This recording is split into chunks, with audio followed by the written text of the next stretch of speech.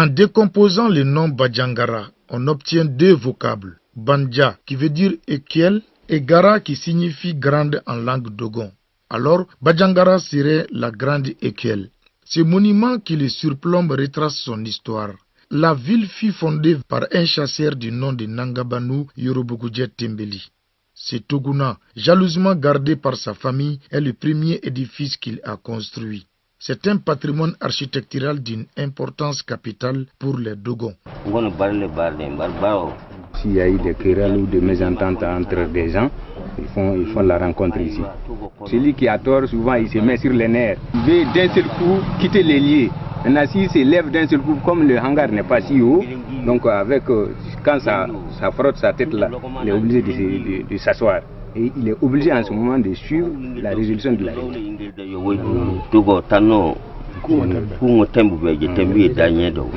Bajangara est le symbole de la bonne cohabitation entre Dogon et Toucouleur.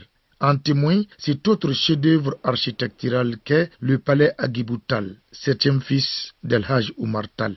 Le 4 mai 1893, il y a eu en tout cas l'intronisation du Fama Agibou comme roi du Massina avec résidence à Bajangara par les colons français.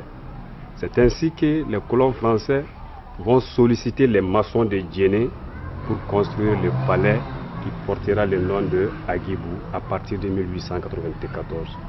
Ici, on note surtout la présence du mausolée de la famille Tall qui remonte à la première construction du bâtiment qui fut d'abord le vestibule royal érigé en 1864. Ce vestibule royal a été gardé par Tidjani Amadou qui est le neveu d'El Hadj Oumar qui a pris le relais après la disparition mystique d'El Hadj Oumar à Deguembéré. Quand lui est venu, il y avait certains de ses frères qui sont tombés sous les balles à Deguembéré. Il les a entrés à l'intérieur de la maison là où il faisait ses zikrs et ses évocations et invocations.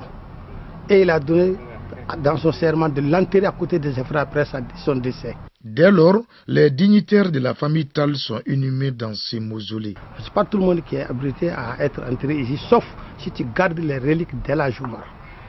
Là où nous sommes aujourd'hui, après les 3 qu'on a pris à Deguembéré, il y a 10 qui sont là. Il y a 6 qui sont au rang des fils d'El Hadj Oumar, il y a 5 qui sont au rang des petits-fils et il y a 2 qui sont au rang d'arrière-petits-fils. Après la mort d'Agibou Tall en 1908, le palais est tombé progressivement en ruine par manque d'entretien. Le projet de sa réhabilitation fut initié en 2000 suite au classement du sud du pays Dogon sur la liste du patrimoine matériel mondial par l'UNESCO. Il y a le bâtiment principal à un niveau, en terre. Il y a le mausolée également en terre. Vous avez les centres d'hébergement en pierre. Vous avez également les boutiques ou magasins en pierre. Ainsi, les boutiques et les chambres d'hébergement furent ajoutées à la version restaurée. Objectif, générer des ressources en plus de celles des visites pour l'entretien et l'enduit annuel de l'édifice.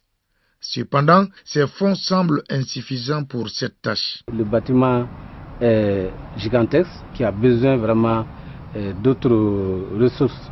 Au niveau du département, on n'a pas de ressources allouées à ça pour vraiment entretenir le bâtiment.